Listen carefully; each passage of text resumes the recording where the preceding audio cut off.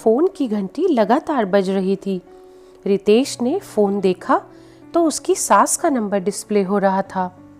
उसने अपनी पत्नी सुमन को आवाज लगाई, मोबाइल उठाओ, तुम्हारी मम्मी फोन पर फोन किए जा रही है।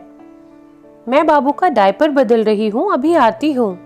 सुमन फटाफट से बाबू को डायपर पहनाकर उसे गोद में लेकर आई और मम्मी का फोन उठाया।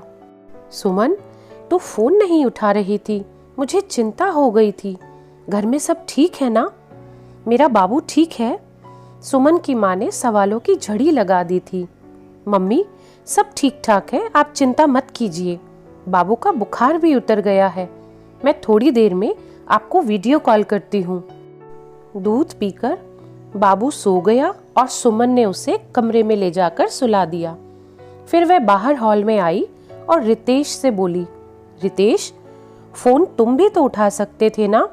टीवी ही तो देख रहे थे, कुछ जरूरी काम तो नहीं कर रहे थे ना? मैं तुम्हारी मम्मी से क्या बात करता? रितेश लापरवाही से बोला। फोन उठाकर इतना तो बोल ही सकते थे कि सुमन अभी थोड़ी देर बाद बात कर लेगी। क्या हो गया मेरी जान, तुम तो बहुत गुस्सा हो रही हो।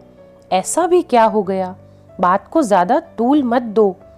रितेश थोड़ा सा रोमांटिक अंदाज में बोला, यह पहली बार नहीं हुआ है। क्या मेरी मम्मी तुम्हारी कुछ नहीं लगती? फोन उठाकर उनसे हाल चाल तो पूछ ही सकते थे तुम, उनसे थोड़ी देर बात कर सकते थे। इसमें भी तुम्हारे जमाई होने का घमंड बीच में आ जाता है। तुम्हारी यही आकांक्षा रहती है कि हमेशा मम्मी पापा ही आगे होकर तुमसे बात करें। कभी तुमने बात कर ली तो तुम छोटे नहीं हो जाओगे। रितेश, वो लोग तुमसे हमेशा बड़े हैं और बड़े ही रहेंगे। उनके साथ भी तुमको वैसे ही व्यवहार करना चाहिए जैसे तुम अपने मम्मी पापा के साथ करते हो। उनकी तबीयत पूछ लेते तो तुम्हारी नाक नहीं कट जाती। तुम बात करते तो तुम्हें आशीर्वाद ही मिलता। जिस तरह मैं तुम्हारे मम्मी पापा का सम्मान करती हूँ, उसी तरह तुम्हें भी मेरे मम्मी पापा का सम्मान करना चाहिए। मैंने तुम्हारे घर को अपना लिया है, सब रिश्तों को अपना लिया है, सबका आदर करती हूँ, सबको मान देती हूँ। तो तुम्हारा भी फर्ज बनता है कि तुम भी मेरे मम्मी पापा को मान सम्मान दो। फोन पर बात कर लेते तो उन्हें बहुत अच्छा लगता।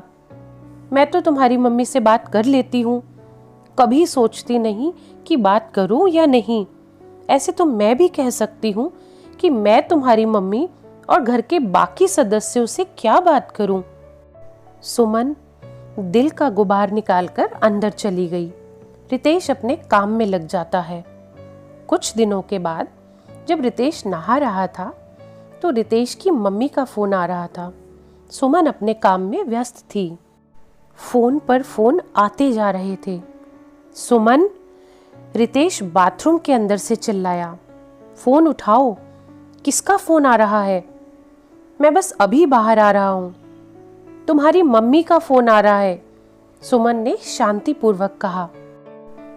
तुम उनको बोल दो कि मैं नहा रहा हूं, अभी बाहर आकर बात करता हूं, रितेश ने कहा। सुमन फिर भी अलमारी ठीक करने में ही लगी रही। रितेश की मम्मी का फिर से फोन आया।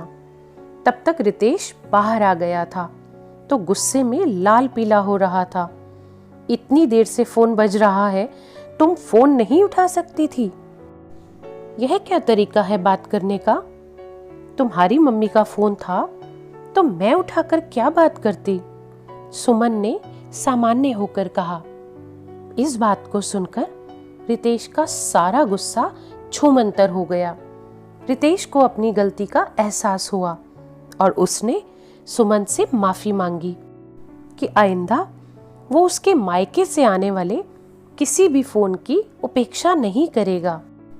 रितेश के ऑफिस जाने के बाद सुमन ने अपनी सास को फोन मिलाया। मम्मी जी, आपकी सलाह काम में आ गई, आपका बहुत बहुत धन्यवाद।